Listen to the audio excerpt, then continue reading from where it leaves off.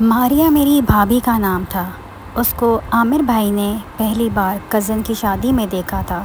ماریا کے والد اور تایا جان کی پرانی جان پہچان تھی۔ ماریا اپنے والد کی اکلوتی بیٹی تھی جو شادی میں بہت بن ٹھن کے آئی تھی اور دلہا کی بہنوں کے ساتھ پورے ہال میں اڑتی پھر رہی تھی۔ انسان کا دل بھی عجیب متوالا ہوتا ہے، کبھی کبھی تو یہ اپنے قیمتی رشتوں کو بھی ٹھکرا کر من مانی کر جاتا ہے اور آس پاس کے لوگوں کی زندگیاں داؤ پہ لگ جاتی ہیں۔ ایسے ہی ماریا کا دل بھی مچلا، اپنا گھر بھی برباد کیا اور ہم سب کو بھی۔ جانے وہ کون سی منحوس گھڑی تھی کہ عامر بھائی کی نظر اس رنگین تتلی پر پڑی اور وہ اس کی ظاہری حسن پر مر مٹے۔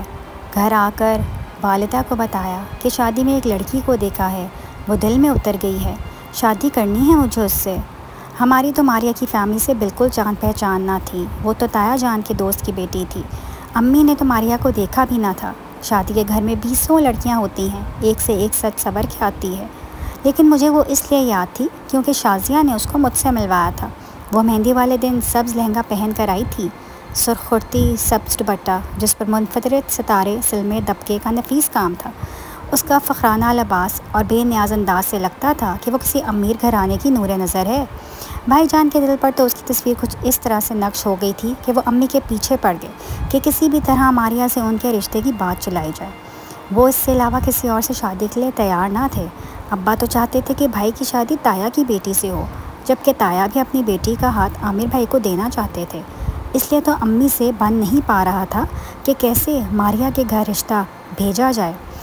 بالآخر بہت سوچ بچار کے بعد ایک رشتے کی پھپھی کی اس گھرانے سے جان پہچان نکل آئی اور انہوں نے حامی بھر لی۔ خالدہ پھپھو ایک دن ہمارے گھر آئیں اور میرے منجلے بھائی حارث سے کہا کہ بیٹا تم میرے ساتھ چلو، حسن صاحب کا گھر تو میں جانتی ہوں لیکن مجھے وہاں لے کے جانے والا کوئی نہیں ہے۔ والدہ نے ساتھ ہی مجھے بھی تیار کر دیا کہ تم بھی ساتھ جاؤ اور ان کا گھر بار رہن سہن دیکھ کے آؤ، میں بعد میں جاؤں گی۔ خیر ہم بہن بھائی خالدہ پھپھو کے ساتھ ان کے گھر پہنچے۔ عالیشان صاف ستھرا گھر تھا۔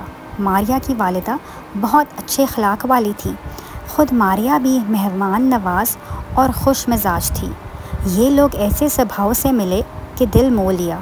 ماریا میں بناوٹ بالکل نہ تھی، لگی لپٹی بغیر وہ بالکل صاف بات کرتی تھی۔ اس نے مجھ سے سرگوشی میں پوچھا، تم لوگوں کے آنے کا سبب؟ کھٹکا سا میرے دل میں ہوا ہے، کیا تم لوگ میرے رشتے کے لیے تو نہیں آئے ہو؟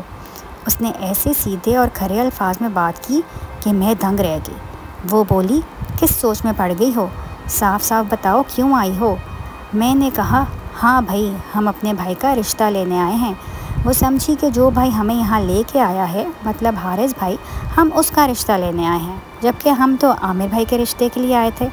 ماریا نے فوراً سے اپنی نظریں حارث بھائی کی جانب کر لی جو ماریا کے والد کے ساتھ گفتگو کر رہے تھے۔ میں نے نوٹس کیا کہ ماریا کا چہرہ ایک دم سے کھل گیا ہے اور وہ بہت خوش نظر آ رہی ہے۔ اس نے ملازمہ سے کہا کہ چائے کے ساتھ پکوڑے، سموسے، شامی کباب وغیرہ بھی فرائی کرے۔ شام کا وقت تھا، ان لوگوں نے اتنا اہتمام کر دیا کہ لگنے لگا جیسے کھانے کی دعوت ہو۔ اس کی ان عنایتوں پر مجھے تو یقین ہو گیا کہ اس نے ہم سے ناطہ جوڑنے کے لیے دل سے آمادگی کا اظہار کر دیا ہے۔ تاہم لڑکی کے انتظامات سے کیا ہوتا ہے جب تک بڑے راضی نہ ہوں، اور ہم تو بالکل اجنبی اور غیر تھے ان کے لیے، جیسے وہ ہمارے لیے غیر تھے۔ سنا تھا کہ محنت کا اور صبر کا پھل میٹھا ہوتا ہے۔ ہم نے بھی عامر بھائی اور ماریا کو ایک کرنے کے لیے خوب جدوجہد کی۔ حارث بھائی اور میں نے دونوں طرف سے والدین کو راضی کیا اور ماریا ہی ہماری بھابھی بن کے گھر آنے والی تھی۔ عامر بھائی تو اس قدر خوش تھے کہ کہتے کہ سچ کہتے ہیں نا، ڈھونڈنے سے تو خدا بھی مل جاتا ہے۔ میری لگن سچی تھی، اس لیے ماریا مجھے مل گئی۔ وہ تو اپنے آپ کو اس دنیا کا سب سے زیادہ خوش نصیب آدمی سمجھ رہے تھے۔ اب ہم دونوں خاندانوں کا ایک دوسرے کے گھر آنا جانا شروع ہو گیا تھا۔ حارث بھائی ہمیشہ ساتھ ساتھ ہوتے تھے کیونکہ گاڑی وہی چلاتے تھے۔ کچھ دنوں تک ماریا تو یہی سمجھتی رہی کہ اس کی بات حارث بھائی سے پکی ہوئی ہے، کیونکہ پہلی دفعہ وہی ان کے گھر گیا تھا۔ جب تک نکاح نہ ہوا، سوائے عامر بھائی کے، ہم سبھی اپنی بھابھی کو ملنے جایا کرتے تھے۔ پھر شادی کی تاریخ طے ہو گئی اور رخصتی کے لیے ماریہ کے گھر والوں نے 3 ماہ کا ٹائم لیا۔ ہم لوگوں نے بری کی تیاری شروع کر دی اور لڑکی والوں نے جہیز کی۔ امی نے کہا کہ بری سب ماریہ کی پسند کی بنائیں گی، اس لیے ہم نے ماریہ کی امی سے کہا کہ ہم خود اس کو بازار لے کے جا کے کپڑے اس کی پسند کے بنوائیں گے، اور اب ہم روز ہی ماریہ کے گھر جاتے اور اس کو بازار لے کے خوب شاپنگ کرواتے۔ حارث بھائی ہمارے ساتھ ہوتے اور گاڑی میں ہی بیٹھے رہتے اور ہم خریداری کر کے آ جاتے تھے۔ ہم دونوں تو خوب باتیں کرتی تھیں، لیکن حارث بھائی سے وہ ایک حد میں رہ کے ہی بات کرتی تھی۔ حارث بھائی کی ہنسی مذاق کی عادت تھی۔ وہ جب بھی ماریہ کو گھر واپس چھوڑنے جاتے تو ماریہ کے گھر والوں سے خوب گپے لگاتے۔ وہ ان سب کو خوب ہنساتا بھی، اس لیے اب وہ ماریہ کے گھر والوں کا دل عزیز ہو چکا تھا۔ وہ اس کی آمد سے خوش ہوتے تھے، بلکہ اگر کس دن حارث بھائی نہیں جا پاتے تھے تو سب ان کا پوچھنے لگ جاتے تھے کہ میاں حارث کیوں نہیں آئے۔ شکوہ کرتے کہ وہ نہیں آیا تو مزہ نہیں آ رہا، وہ آتے ہی رونق لگا دیتا ہے۔ میں جب بھی ماریہ سے ملتی تو وہ یہی کہتی کہ یہ 3 ماہ کیسے گزریں گے، کاش یہ وقت جلدی سے گزر جائے اور میں جلدی سے تم لوگوں کے گھر آ جاؤں، کیونکہ مجھے اب تم سب سے ایک لگاؤ سا ہو گیا ہے۔ اپنے گھر میں مجھے بہت بوریت ہوتی ہے۔ یہ باتیں جب میں عامر بھائی کو بتاتی تو وہ خوشی سے کھل اٹھتے۔ ہمارے گھر کا یہ رواج نہیں تھا کہ شادی سے پہلے دلہا دلہن کے گھر جائے، اس لیے عامر بھائی یہ باتیں سن کر شرما جاتے تھے، اور ادھر ماریہ یہی سمجھتی رہی کہ اس کا رشتہ حارث بھائی سے طے ہوا ہے، کیونکہ ہر دفعہ ہم حارث بھائی کے ساتھ ہی اس کے گھر جاتے تھے۔ آخر کار وہ دن بھی آ پہنچا جو عامر بھائی کی زندگی میں خوشی کا سب سے بڑا دن تھا۔ آج عامر بھائی کا ماریہ سے نکاح تھا۔ عامر بھائی اپنے ہونے والی دلہن کے گھر پہنچے۔ ماریہ کے گھر والوں نے بڑی عزت و احترام سے عامر بھائی کا استقبال کیا۔ ماریہ کے بھائی عامر بھائی کو دوسرے ہال میں لے گئے، جہاں پر ان کے باقی رشتہ دار اور مولوی صاحب موجود تھے۔ ماریہ کی نظر جب حارث بھائی پر پڑی تو وہ سوچ میں پڑ گئی کہ حارث نے بالکل سادی نیلے رنگ کی شلوار قمیض پہن رکھی ہے اور وہ کسی نہ کسی کام سے اندر باہر جا رہا ہے۔ اس کو کچھ دھچکا سا لگا تو اس نے مجھے اشارہ کر کے پاس بلایا اور بولی، کیا میرا نکاح تمہارے بھائی سے نہیں ہو رہا؟ میں نے کہا میرے بھائی سے ہی ہو رہا ہے، یہ کیسا سوال ہے؟ لیکن حارث تو بالکل سیدھا لباس میں آیا ہوا ہے۔ میں نے کہا، ارے میری معصوم بھابھی، آپ کا رشتہ حارث بھائی سے نہیں عامر بھائی سے طے ہوا ہے۔ حارث بھائی تو میرے منجلے بھائی ہیں۔ یہ کیا کہہ رہی ہو؟ تم نے کبھی عامر کا ذکر میرے سامنے کیا ہی نہیں، اور میرے گھر تو ہمیشہ حارث ہی آتا تھا، اور پہلی دفعہ مجھے دیکھنے بھی حارث ہی آیا تھا۔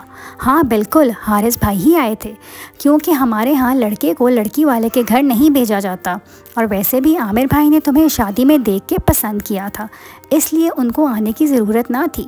یہ کتنی عجیب بات ہے، اور عجیب ہے تمہارا بھائی۔ میں تو تب سے یہی سمجھ رہی کہ میری حارث سے شادی ہونی ہے۔ اس کی آنکھ سے آنسو نکلنا شروع ہو گئے اور وہ حیران پریشان تھی کہ اب میں کیا کروں۔ میں تو حارث کا سمجھ رہی تھی۔ ارے بھائی، تم نے تو ابھی صرف حارث بھائی کو دیکھا ہے، عامر بھائی کو دیکھو گی تو زلیخا کی سہیلیوں کی طرح خربوزے کی بجائے اپنی انگلیاں کاٹ بیٹھو گی۔ ماریہ، عامر بھائی حارث بھائی سے کہیں زیادہ ہینڈسم اور گڈ لکنگ ہے۔ خوش قسمت ہو تم جو تمہیں عامر بھائی جیسے شوہر مل رہے ہیں۔ بس ابھی نکاح ہو جائے، پھر تم ان کو دیکھنا اور مجھے دعائیں دینا کہ میں نے 100% ٹھیک بات بولی ہے۔ جب نکاح کا ٹائم ہوا تو اس پر یہ انکشاف کسی قیامت سے کم نہیں تھا کہ عامر بھائی اس کے جیون ساتھی بننے جا رہے ہیں۔ اس کا بس چلتا تو یہ نکاح ہی نہ کرتی، لیکن اب تو سب رشتہ دار اور مولوی آ چکے تھے۔ وہ تو ایسے بے جان بیٹھی تھی جیسے ابھی ابھی اس کے جسم سے روح پرواز کر گئی ہو۔ میں نے اس کو تسلی دی اور خدا کا واسطہ دیا، ماریہ اب خود پر قابو رکھو، اب تو کوئی فائدہ نہیں رونے دھونے کا، اب کچھ نہیں ہو سکتا۔ خیر سے نکاح تو ہوا، لیکن اس نے نہ اپنی نظریں اوپر کر کے عامر بھائی کو دیکھا اور نہ ہی ان سے کوئی بات کی۔ خیر گھر جا کے ماریہ نے اپنے ماں باپ سے خوب جھگڑا کیا کہ آپ لوگوں نے مجھے کیوں نہیں بتایا کہ میری شادی حارث سے نہیں عامر سے ہونی ہے، اور اس کے والدین یہی سمجھتے رہے کہ رشتہ ماریہ کی مرضی سے آیا ہے، اس لیے اس نے فوراً ہاں کر دی ہے۔ اور یہ بھی عجیب بات ہو گئی کہ ہم میں سے کسی نے بھی تم سے عامر کا ذکر ہی نہیں کیا۔ ہمیں کیا خبر تھی کہ تم حارث کو دلہا سمجھ رہی ہو۔ میں بھی اب بہت بے چین ہو گئی تھی۔ میں نے حارث بھائی سے کہا کہ مجھے نکاح والے دن ماریا تھوڑی اداس لگ رہی تھی۔ کیوں نہ ہم اس کو مل کے آئیں اور ساتھ عامر بھائی کی کچھ تصاویر بھی ساتھ لیے چلتے ہیں۔ میں نے سوچا کہ جب ماریا عامر بھائی کی خوبصورت تصاویر دیکھے گی تو حارث کو بھول جائے گی۔ خیر ہم گئے تو ماریا نے حسب معمول آؤ بھگت کی۔ اس وقت ماریا کی والدہ بھی گھر پر موجود نہ تھی۔ میں ابھی بولنے ہی لگی تھی تو ماریا حارث سے بولی کہ اب تم میرے کیا لگے؟ دیور، حارث بھائی نے جواب دیا۔ جب وہ بولی کہ دیور صاحب میرا کہنا مانو گے؟ آپ حکم کریں، بالکل کہنا مانا جائے گا آپ کا۔ میں بہت قیمتی چیز مانگنے لگی ہوں، یہ نہ ہو کہ تم دے نہ سکو۔ اچھا چلیں آپ مانگ کے تو دیکھیں، اگر نہ دے سکا تو ساری زندگی آپ کو منہ نہ دکھاؤں گا۔ قسم کھاؤ پھر۔ قسم کھاتا ہوں۔ ماریا نے حارث سے قسم اٹھوائی اور کہا کہ میں پہلے دن یہ سمجھی تھی کہ میری شادی تم سے ہو رہی ہے۔ میں نے تمہیں پسند کیا تھا اور نکاح کے دن تک یہی سمجھتی رہی کہ تم میرے جیون ساتھی بننے جا رہے ہو۔ میں نے اپنی ماں سے احتجاج بھی کیا لیکن مجھے اپنے والدین کی عزت کی خاطر خاموش کروا دیا گیا۔ اب تمہیں اپنے بھائی کو اس پوری صورتحال سے آگاہ کرنا ہوگا کیونکہ میں تمہیں چاہتی ہوں، میں ان سے طلاق چاہتی ہوں، بس مجھے تم سے یہی چاہیے۔ حارث آگے سے ہکا بکا رہ گیا۔ بمشکل اس کی زبان سے یہ الفاظ ادا ہوئے کہ میں یہ نہیں کر سکتا۔ میرے بھائی آپ کو چاہتے ہیں اور آپ ان کی امانت ہیں اور میری بھابھی ہیں۔ بھابھی ماں جیسی ہوتی ہے اور میں آپ کے بارے میں ایسا سوچ بھی نہیں سکتا۔ اچھا چلو پھر یہ نہیں تو میری دوسری بات کا پاس رکھنا ہوگا۔ تم آج کے بعد میرے سامنے نہ آنا کیونکہ میں جب تک تمہیں دیکھوں گی اپنا گھر نہ بسا سکوں گی۔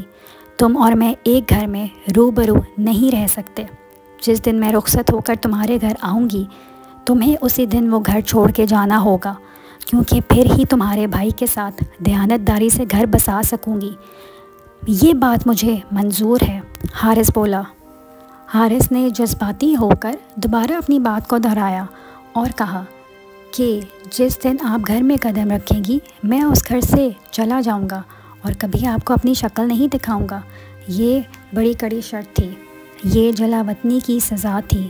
ماریا نے بنا کسی قصور کے میرے بھائی کو سزا سنا دی تھی۔ حارث بھائی نے ان کی شرط مان لی تھی۔ وہ اپنے بھائی سے محبت کرتا تھا، ان کا احترام کرتا تھا اور پھر اس نے تو ماریا کو بھابھی کی نظر سے ہی دیکھا تھا۔ وہ تو کچھ اور سوچ بھی نہیں سکتا تھا۔ اس نے اپنی بات کا پاس رکھا، اپنا وعدہ پورا کیا۔ جس رات ماریا رخصت ہو کے گھر آئی اسی رات صبح ہونے سے پہلے حارث گھر سے غائب ہو گیا اور واپس نہ لوٹا۔ حارث بھائی نے کسی سے کوئی رابطہ بھی نہ کیا، نہ مجھے بتایا کہ وہ کہاں جا رہے ہیں۔ ماریا بھابھی کی یہ سزا بہت تکلیف دہ تھی۔ اپنے متوالے دل سے سوچا اور اپنی من مانی کی۔ میری ماں کس قدر تڑپی، ہم بہن بھائی کس قدر روئے، مگر ہم سب کی یہ سزا بھی ماریا بھابھی کی خوشی نہ لوٹا سکی۔ عامر بھائی نے ان کو خوش رکھنے کی بہت کوشش کی لیکن وہ اپنا گھر نہ بسا سکی۔ آخر کار انہوں نے بھائی سے طلاق لی اور اپنے میکے چلی گئیں۔ ہم بھی اپنے بھائی کا پتہ نہ لگا سکے کہ وہ کہاں گیا۔ سچ ہے کہ یہ دل بھی عجیب چیز ہے، مانے تو دنیا آباد، نہ مانے تو ایک گھر بھی آباد نہیں ہو سکتا۔